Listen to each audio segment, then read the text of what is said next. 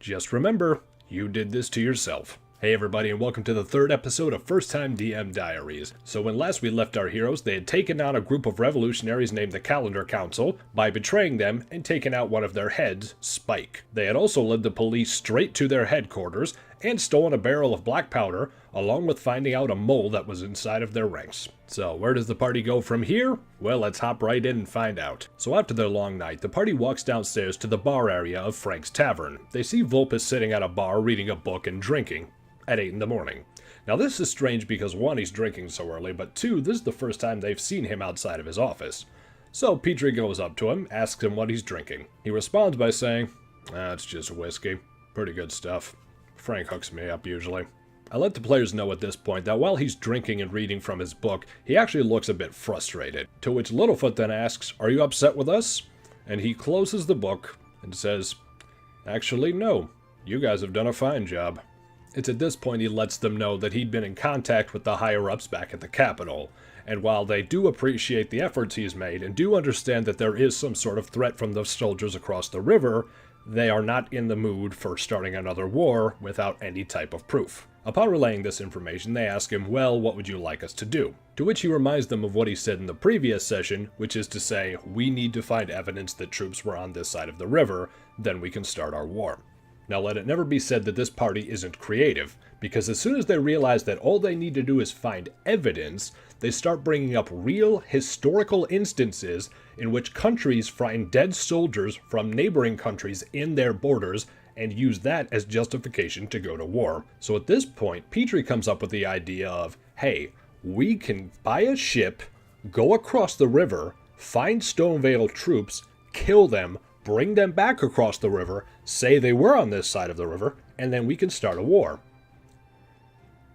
That's a great plan until you try it. Now the other players were a bit iffy on that, mostly because, as I had pointed out in the previous session, there is a blockade going up and down both sides of the river from both navies, so trying to sneak across is not at all in your best interest. The alternative idea would be to go to where they found the soldiers in the first place and look for evidence of Stonevale troops in the area. At this point, Petrie literally says, look, this is where the quest line divulges. We can go one way or we can go the other. And they kind of all turned to me to see what I thought on the matter, and I don't remember exactly what I said, but I do know it was along the lines of, yeah, you're right, this is 2 different quest lines, and it is up to you where you want to go right now. The players decided to shoot down the idea of going across the river, and just went to find evidence on this side of the kingdom. At this point, I had pointed out to the players, you feel the ground begin to shake. Now this isn't the same as when the land sharks showed up. It actually feels a lot stronger, but it doesn't feel like it's nearby. And at this point I let them know they can see across the river a couple plumes of smoke, so maybe it was some type of explosion. They actually asked Vulpes if he had any idea what that was. Between sips of whiskey he let them know, I have absolutely no idea. Been explosions on that side of the river quite a bit lately. To which Petrie said, maybe they're blowing themselves up. And he just says, oh, that'd be nice. So they went into the basement and talked to the captain of the soldiers that they brought back. At this point, they found out his name was Captain Adam, something they did not remember whatsoever, but it wasn't that important. And Captain Adam let them know that while they were on patrol, Stonevale troops jumped out of the forest, grabbed them, bound them, blindfolded them, and dragged them to the tower where the goblins were keeping an eye on them. So with this in mind, they ventured south to roughly the same area they were the first session. At this point, Ducky wanted to roll a nature check to see if he could find any tracks. He succeeded, and I let him know there were tracks leading to the east. So the players decided to follow along, with Huey, Dewey, and Louie in tow. After a bit of exploring, I let them know that they get past the forest and into an open field. Now in this open field, if they look to the north, they can actually see the abandoned watchtower that they were in the first session. They all unanimously decided that they weren't going back there because nothing good happens there. At this point, when I said they were about halfway across the field of around 200 feet or so, they feel the ground shaking again. And I had them all roll perception to determine what it was. Petrie was the only one who rolled, I think, above a 10, so I let him know, you know exactly what this is. That's a land shark. To which Petrie says, okay, I'm not telling anyone else that. Okay, I had them walk a bit further along the field, and had them roll perception one more time, because the ground shook again. This time, 2 more players rolled high enough, and I let them know it was a land shark, I want to say it was Hork who told all the players that, and they all began running across the field, aside from Petrie, because I believe he understood the writing was on the wall. And he was correct. So Petrie readies in action, and managed to punch the land shark square in the jaw when it jumps out of the ground. And now it's initiative. Unlike last time, however, this land shark was not at all emaciated. It was very healthy and very angry. I think the combat only took around 3 turns total because with Huey, Dewey, and Louie, this thing did not stand a chance, even with 94 hit points and 17 armor class.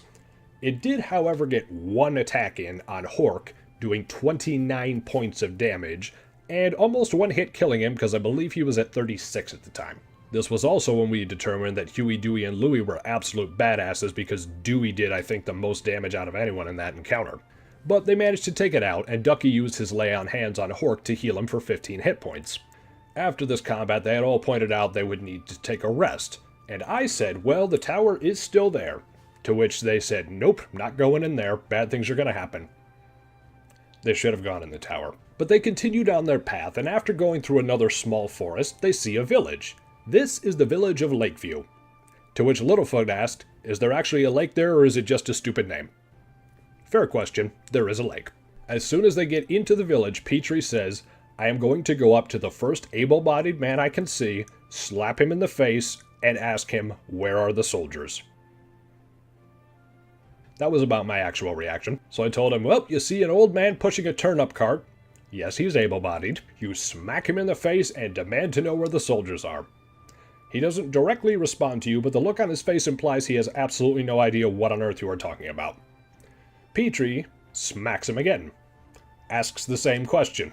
And at this point I said, yeah, I don't think you even need to roll insight. It's pretty clear he has no clue what you're talking about. Then Petrie demands to know where's the local inn. 2 buildings over. So they walk into the inn. And by walk into the inn, I mean Petrie kicks the door in and yells, where are the soldiers? To which I told him it's Wild West saloon doors, so you kick it and it just goes... Now, naturally, nobody in the inn was going to say anything, but they were all looking at him very quizzically. At this point, he says, can I see if anyone might know what I'm talking about? I had him roll perception. He rolled an 18. I told him, well, there are 3 figures in the corner that stand out to you. They appear to be mercenaries. They're in full armor and fully armed, and they don't really seem to be paying any attention to you. He says, I'm going to walk up to one of them, smack them in the face, and demand to know where the soldiers are. Please don't.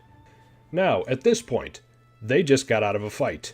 They have not rested, and I know the stats of these mercenaries. There is no need for this fight, so I tried using the same trick I used in the first session of manipulating time by saying, alright, Petrie begins walking over to the mercenaries, what do the rest of you do? To which he points out, correctly I might add, my speed is 40 feet, theirs is all 30, there's no way they can keep up with me. Okie dokie, buddy, you asked for it. Roll initiative then. And he rolls a natural 1. To which I said, okay, well, while you're storming over to them, you just fall straight on your face. Then he used his action to get right back up, so he just kind of weeble-wobbled really quickly. But that was the end of his turn. At this point, the other members of the party want no part of this combat, so Ducky actually goes up to the bartender and says, hey, what do you have to drink for us today? And the bartender, in a very familiar accent, says, oh, we got plenty of stuff for you on top. Then Littlefoot walks over to him and says, hey, do you know Frank? To which the bartender says, you know Frank? The players all had a really good laugh about that, and they determined that this innkeeper's name was Frank, Frank's cousin. Hork and Petrie at this point begin speaking to the mercenaries, and they begin asking them, so, did you see any Stonevale soldiers come this way? To which the captain of the mercenaries goes, no. Again, didn't really need to roll insight, he's clearly lying about that. And I have no idea how the conversation shook out this way, but at some point they all determined that it was canonical that soldiers on one side of the river are circumcised and soldiers on the other side were not. This leads Littlefoot to walk over to the soldiers and say, hey, pull your pants down. To which I then said, okay, that is initiative. But Petrie cleverly says, wait, may I roll seduction? And I just kind of looked at him. And I said, okay, tell you what, bud. There is a number in my head. If you roll plus or minus 1 to that number, I will let you get away with it. And I'll be damned if he didn't roll plus 1 to that number. So he goes off with one of the mercenaries. I decided his name was Jeff. They did their thing, and the conflict was resolved. For the moment. So Hork at this point had told Huey, Dewey, and Louie to watch the door to make sure they didn't get jumped. Sensible enough. He then begins talking a bit more with the mercenaries, and he actually does manage to get a little bit of information out of them. I actually wrote down on a piece of paper what the mercenary captain had said to Hork, because he was whispering it to him, making sure no one else could hear him. So once he had gotten that information, Hork had actually asked them, "Would you like to come along and help us?" To which the mercenary captain said, "Look, whatever you guys are involved in, it's clear we don't want any part of it." And Hork tried rolling persuasion, but he didn't roll high enough, and the captain just said, "Look, is what it is, but I'm really sorry we're not interested." And actually the only reason for that was I had already given them 3 NPCs, they didn't need any more NPCs. To which Petrie, immediately after the fact, chimes in and says, "Pussy." That is initiative. So, combat had started, these 4 players against these 3 mercenaries, and I had actually asked, would you like Huey, Dewey, and Louie in on this, and they said, no, we'll just keep them watching the door. Now, these mercenaries were half Red Dragon veterans. I'll provide a link below showing the stats of these guys, but for a challenge rating of 5, they are pretty badass, I will say. And something I didn't notice because I was reading it online and didn't actually see the picture, they're all supposed to be Dragonborns. But I only really made one of them Dragonborn, for dramatic purposes. So this combat, right off the bat, does not go well for them. They are getting hurt. And what's not helping is the fact that Hork doesn't have full hit points, and Ducky can't use his lay on hands. After a few rounds of combat, I did remind Littlefoot, if you'd like, you can use your fire breath. But he really didn't want to because he'd asked, well, is the inn made of wood? And I'm like, well, yes it is. And he says he did not want to burn the place down. Understandable. It had gotten to the point, however, that one of the 3 mercenaries was down to about 8 hit points, I want to say. So he was the one that Petrie had done the most damage to, so he was going to attack him in combat. But at this point I said, the soldier lifts up his long sword, begins shaking, and then drops to his knees. At this point, the other 2 mercenaries lift him back up, and the captain just looks to him and just says, no. So I had this mercenary attack Petrie, and I'll be damned if I didn't roll a natural 1. And that was absolutely perfect, because that way I could just say, okay, he goes to swing at you, but he has no strength left in him, and he just falls to his knees. To which Petrie asked, well, can I get an opportunity attack? And I decided, yeah, sure, that makes sense to me. Petrie hit him, spun his head around, killed him, he fell over dead. At the beginning of the next round of combat, I looked to all of the players and said, so you just killed one of the mercenaries. And I just watched the look of horror on their faces when they realized something bad was coming their way. And that's because it was. I said the mercenary captain removes his helmet, showing himself to be a red dragonborn. He then proceeds to breathe fire on all of you. Saving throws, boys. I had them all roll dexterity saving throws, except for Littlefoot, because he said, I am actually immune to fire because I breathe fire. Now at the time I didn't want to interrupt the combat, and that made sense to me anyway, so I just decided, okay, that's fine. But then he looks in the player's handbook and says, yes, I do not take any damage from fire. That's not correct whatsoever, by the way. The rule for a Dragonborn is whatever breath weapon you have, you are resistant to that damage, which means you take half damage. And believe me, there is a massive difference between half damage and no damage. Honest mistake, but we didn't figure this out till I think 3 sessions later. It was also at this point I realized everyone at the table aside from Ducky had failed the saving throw. Now, I completely lied about how much fire damage that did, because really it should have done 26 points of damage, or 13 if you made your save. I dropped it down to 16 points of damage, or 8 if you made your save, because I knew if they took the full damage, I was wiping the whole party. Now at this point, Hork is actually back up because he has second wind, which means he's up at 1 hit point if he drops to 0. It was then I had the mercenary captain look to all of them and say, stand down. And Petrie just says, no. And this was Hork's literal reaction at the table. And when it came to Littlefoot, well, he cannot back down from a challenge. That's one of his flaws. And he perceived that as a challenge. Reasonable enough. Okay, we're still fighting then. We went through one more round of combat. Littlefoot used his lay on hands to help Petrie. But after this round, Petrie goes down, Littlefoot goes down, Ducky is at 4 hit points, and Hork is at 1 hit point. Once it got to Hork's turn, he says, "I would like to talk to them." I said, "Go right ahead. Talking is a free action. A free action you guys should use a little bit more often, I think." And Hork says to this mercenary captain, "Okay, look, we're done fighting. We don't want to fight anymore." By the way, the entire inn is on fire during this conversation. The captain then looks to him and says, "Are you sure? Because we've been over this a few times now." Hork then says, "Look, we are sorry. We don't want to keep fighting you." I had the mercenary captain look to him and look down. Eric is dead.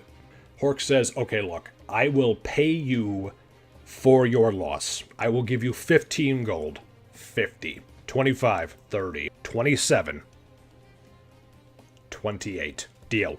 Now get out." They grab their companions, grab Franck, and run out of the burning building. Once out of the building, they all determine, well crap, we need to rest really badly right now. So they immediately find the farmer they were bullying earlier, and force him to let them sleep in his barn. At this point, he's pretty much just like, "Please just don't hurt me, whatever you do." On the way into the barn, however, all the players turn to Petrie and say, "You are not sleeping with us. You get to sleep in the woods." Because both in character, and I think to some extent out of character, they're pretty annoyed that he got him into that fight. So they all rest in the barn, and then Petrie says, "Okay, I want to roll stealth to sneak into this old man's house and sleep on his couch." To which he did and succeeded. The next morning, I let them all know they were awakened by a rooster crowing. Hork says I'm going to kill the rooster. At that point, I was so done with them randomly killing stuff, I said, "Hork, the god of soul, your god, speaks to you directly from the heavens and says no." And that's where we ended the session. So immediately after that major fight in the inn, I was actually a little bit concerned. I really didn't feel like I personally had done anything wrong there, but I feel like that encounter was way too difficult for them at their level, and I really hope that the players understood that I wasn't trying to punish them or anything. It's just really how it all played out. Well, thankfully, the players at the table all seemed to understand that that encounter was entirely unnecessary, and in talking to a few of them after the fact, none of them personally blamed me for it. I will say, however, that encounter was a bit too difficult for their level. So here's the thing with challenge rating. So when you find a creature in the monster manual, it will have a challenge rating. And what a challenge rating means is, if you see a creature with a challenge rating of 5, that implies that you have a party of 4 players at 5th level. And at that level, this creature will provide a sufficient challenge for them, but probably won't kill them. Now, in this fight, I had assumed they were going to have Huey, Dewey, and Louie with them, and that would have evened the odds significantly. But here's the problem with that. To date, my party has encountered land sharks, half-red dragon veterans, trolls, and a gorgon, all of which have a challenge rating of 5, with wildly different results. And I think the reason for that's really twofold. One, because as soon as the dice get involved, who knows what's going to happen. And 2, I am convinced that challenge rating is thinking you have a balanced party composition. Boy, do I not. So what I really started doing after this session, and what I would probably recommend any DM do, is look at a monster and look at its stats, but then think about how your players function in combat.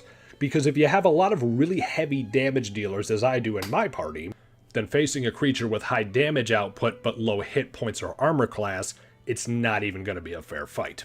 I do find it also hilarious in this combat that Littlefoot specifically did not want to set the inn on fire, and the inn got set on fire. Now, as far as that combat played out, some of you may be wondering why I gave them so many chances not to fight these guys. Well, on the one hand, I had a pretty good idea as to how tough this encounter was going to be, but on the other hand, I could tell a lot of the players really weren't all that interested in fighting these guys, so I wanted to give everyone as many chances as they could to not fight.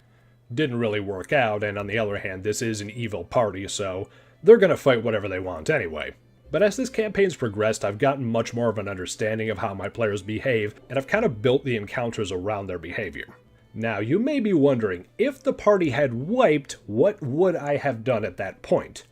Well, funnily enough, I do have a contingency plan if they all wipe, but that's something you'll see in a couple more episodes. But on top of that, there was the matter of me lying about how much damage the fire breath did, Well, that kind of goes back to the point I was making where a lot of the players didn't want to be involved in the fight whatsoever, and there's something I learned about player psychology from one of Matt Colville's videos, where he has stated, do not ever assume your players will retreat or surrender, even if they really should.